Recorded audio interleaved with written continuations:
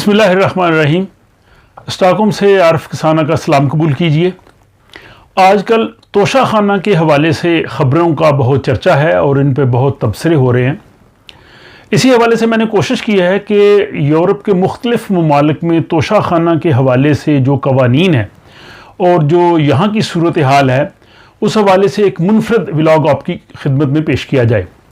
इसमें कोशिश की जाएगी कि आपको Sweden, Denmark, Norway, Finland, Germany, France और बरतानिया में तोशा खाने के हवाले से जो कवानीन हैं और जो सूरत हाल है वो आपके सामने रखी जाए। तो सबसे पहली जो मेन जो असूल है इन ममालिक में और ख़ुसूसन स्वीडन में कि जितने भी हुकूमती ओहदेदार हैं, खा वो वज़रा हैं, खा वो अरकान पार्लियामेंट हैं या वो सरकारी ओहदेदार हैं, उनको किसी भी सतह पे अगर कोई भी तहाइफ मिलते हैं तो वो रियासत की मलकियत समझे जाते हैं। अगर किसी को उसकी ज़ाती हैसियत से या उसकी जमात की हैसियत से अगर कोई चीज़ मिले तो वो उसकी जो है वो अपनी ज़ाती मलकियत हो सकती है, लेकिन जो सरकारी सतह पे या दीगर ममालिक से जो भी उनको तहाइफ मिलते हैं वो तमाम के तमाम जो हैं वो सरकारी मलकियत होते हैं और उन सब का यहाँ पे इंदराज किया जाता है। और इसमें जो ना सिर्फ वज़रा, वज़ीर आज़म या जो आला सरकारी ओहदेदार ब्यूरोक्रेसी के लोग शामिल हैं, बल्कि इसमें अरकान पार्लियामेंट भी शामिल है कि जब वो दूसरे मुल्कों में जाते हैं दौरों पे और उनको वहाँ पे उन सरकारी दौरे के दौरान जो तहाइफ मिलते हैं तो वो अरकान पार्लियामेंट ने भी ला के वापस जो है वो जो यहाँ का तोशा खाना होता है उसमें उन्होंने जमा करानी होती है। तो इस हवाले से ये चीज़ अहम है कि अगर स्वीडन में अगर कोई भी जो तोहफ़ा उन्हें मिला हो उसकी मालियत 10,000 स्वीडिश क्रोन से ज़्यादा हो तो उसकी बाकायदा जो है वो फ़ोटोग्राफी की जाती है, उसका पूरा इंदराज किया जाता है, वो किस शख्स को मिला, कब मिला, कहाँ से मिला, और इस तरह से वो पूरा जो है वो सरकारी जो है वो तहवील में रखा जाता है। इसके अलावा बाकी तहाइफ जिनकी मालियत जो है वो 1,500 स्वीडिश क्रोन से ज़्यादा हो उन सब का भी जो है इंदराज किया जाता है। वो तहाइफ जिनकी मालियत 1,500 से कम हो और मसलन किसी को अगर सरकारी सतह पे फूल मिलते हैं या किताबें मिलती हैं या कोई डेकोरेशन पीस मिलता है या इस तरह के और सवीनियर्स मिलते हैं तो वो भी उनको जो है वो वहाँ पे अपने सरकारी दफातर में रखने होते हैं या जो हुकूमत के जो जगह हैं वहाँ पे रखने होते हैं। और बाद इस तरह के जो तहाइफ हैं वो 3-4 ऐसी हुकूमत की जगह हैं, महल्लात हैं या सरकारी इदारे हैं, वहाँ पे उनको भिजवा दिए जाते हैं। तो मुख्तसर ये कि अरकान पार्लियामेंट और हुकूमती लोगों को जो है वो जो भी तहाइफ मिलते हैं वो हुकूमत के, स्टेट के जो है वो समझे जाते हैं, वो किसी शख्स के ज़ाती नहीं है। अगर किसी को अपनी ज़ाती हैसियत से फॉर एग्जाम्पल उनका कोई दोस्त या निजी तौर पे कोई उन्हें चीज़ देता है तो वो उनकी होती है। इसमें यह भी शामिल है कि वो किसी किस्म के जो होते हैं मतलब टिकट्स होती हैं या पासेस होते हैं या उनको कोई ऐसे चेक वगैरह इनको लेने की कतन कोई इजाज़त नहीं होती। यानी इस तरह के जो कंज्यूमेबल आइटम्स हैं वो सरकारी ओहदेदारों या अरकान पार्लियामेंट को लेने की इजाज़त नहीं होती।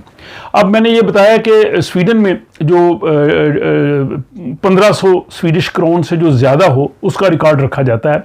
इसी तरह स्वीडन के जो अरकान पार्लियामेंट यूरोपीय यूनियन के लिए मुंतखब होते हैं उन्हें भी जब वो दौरों पे जाते हैं और उनको अगर इस तरह के तहाइफ मिलते हैं और उनकी मालियत 150 यूरो से ज़्यादा हो तो वो भी उन्होंने ला के वापस देने होते हैं और उनका जो है वो रिकॉर्ड रखा जाता है।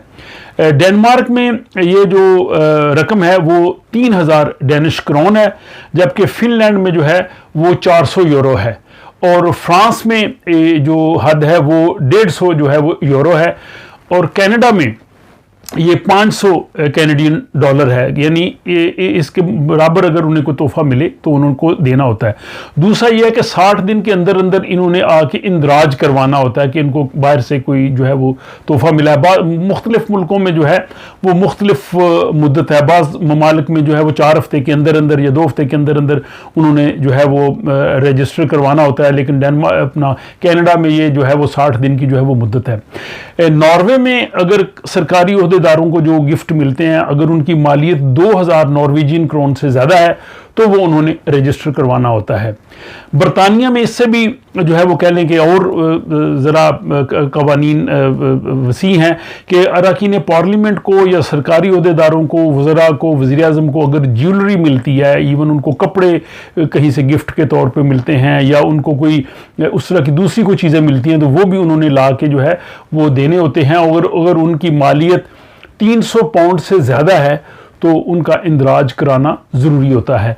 और जो हाउस ऑफ लॉर्ड है उसके लिए म्यार और भी सख्त है। हाउस ऑफ लॉर्ड के जो लोग होते हैं उनको 140 बरतानवी पाउंड से रकम से ज़्यादा का अगर कोई तोहफा मिले तो उन्होंने आके जो है वो बताना होता है। और जर्मनी में जो अरकान पार्लियामेंट बैरूनी दौरों पे जाते हैं, अगर उनको वहाँ से तोहफ़े मिलते हैं और उनकी मालियत 200 यूरो से ज़्यादा है तो उन्होंने आके स्पीकर को बताना होता है। वहाँ पे इस तमाम चीज़ों का रिकॉर्ड जो है वो स्पीकर रखता है। और इस चीज़ ये जो सारे यहाँ पे यूरोपीय ममालिक में इन्होंने कवानीन बनाए हैं, उनका बुनियादी मकसद यही है कि करप्शन को रोका जाए और जो तोहफ़े मिलते हैं जिसको सरकारी हैसियत से मिलते हैं वो सरकार के होते हैं, स्टेट के होते हैं, उस शख्स के ज़ाती नहीं है। जिनकी मालियत बहुत ही कम हो या कंज्यूमेबल आइटम्स की सूरत में, फॉर एग्जांपल किसी को अगर फूल मिल गए हैं या कोई छोटा मोटा तोहफा मिल गया है तो वो अपने इस्तेमाल में ला सकता है। लेकिन उसमें भी हदायत ये है कि ज़्यादातर वो ऑफिस में या जो सरकारी इदारे वहाँ पे जो है वो रखे जाएं। और करप्शन के हवाले से जो यूनाइटेड नेशंस और वर्ल्ड बैंक उनकी जो डेफिनेशन है, बड़ी मुख्तसर डेफिनेशन, वो ये है कि using public position for the improper gain, कि अगर पब्लिक पोजीशन को कोई अपनी ज़ाती मफादात के लिए इस्तेमाल करे तो ये करप्शन है। बल्कि उसकी दूसरी डेफिनेशन ये भी है कि सिर्फ मालियाती करप्शन नहीं है बल्कि डिसीजंस के लिए या किसी को फ़ायदा पहुंचाने के लिए अगर कोई चीज़ की जाए तो वो भी जो है वो करप्शन के ज़ुमरे में आती है। इसमें मुझे हज़रत उमर का वो कौल याद आ गया, बड़ा मुख्तसर। उन्होंने भी इस हवाले से कहा था कि सिर्फ इस चीज़ का हिसाब देना होगा कि पैसा कहाँ से आया है और कहाँ आपने जो खर्च किया है। तो ऑलमोस्ट यही डेफिनेशन जो है वो यूनाइटेड नेशंस और वर्ल्ड बैंक ने जो है उस तरह से अडॉप्ट की है। अब ये चीज़ें कि ये सारी चीज़ें जब आ जाती हैं तो इनका इंतज़ाम जो है वो हुकूमती अदारा रखता है। और स्वीडन में ये रूल है कि कोई भी अगर कोई गिफ्ट मिले तो 3 साल से पहले उसको कभी भी फ़रोख्त नहीं किया जा सकता। 3 साल तक उसका लाजमी रिकॉर्ड रखना है और हुकूमती अदारा उसकी एवेल्यूशन करता है।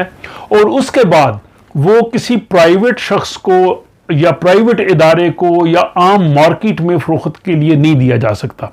उसको सिर्फ वही जो अहदेदार है वो उसी कीमत पे ले सकते हैं। उसके लिए उनको किसी किस्म की जो है ना, बाज़ मुल्कों में जो है वो तकरीबन 200 यूरो की सब्सिडी भी यूरोपीय मुल्कों में जो है वो उनको हासिल होती है। लेकिन इसके बावजूद उनका ये कहना कि ये इस तरह से नहीं है कि मार्केट में चीज़ें फ़रोख्त होती रहे। और इसमें स्वीडन में भी और बाकी यूरोपीय मुल्कों में भी जो थंब रूल ये है कि जहाँ से गिफ्ट मिला है उस मुल्क का या उस शख्सियत का एहतराम भी जहन में रहना चाहिए, और ताकि इस किस्म की फ़ज़ा पैदा ना हो कि उन ममालिक के साथ जो है आपके जो ताल्लुकात पे ज़्यादा है। और इसी तरह जो बाज़ जो गिफ्ट बड़े कीमती हैं वो यहाँ के खैराती इदारों को जो हैं वो दी जा सकते हैं, या जो जैसे शाही महल या जो वज़ीर-ए-आज़म हाउस है उसमें जो रखे जा सकते हैं। तो मुख्तसरन ये है कि यहाँ पे यूरोप में जो अरकान पार्लियामेंट हों, वज़रा हों, वज़ीर-ए-आज़म हों या आला हुकूमती अहदेदारान हों, जब वो सरकारी दौरों पे जाएं उनको जो भी वहाँ से गिफ्ट्स मिलें वो उन्होंने ला के सरकार को देने होते हैं। सरकार ने उनका रिकॉर्ड रखना होता है और जब उन्हें देना भी होता है तो कुछ मुद्दत के बाद दिया जाता है, और वो भी आम पब्लिक में जो है वो फ़रोख्त नहीं किया जा सकता।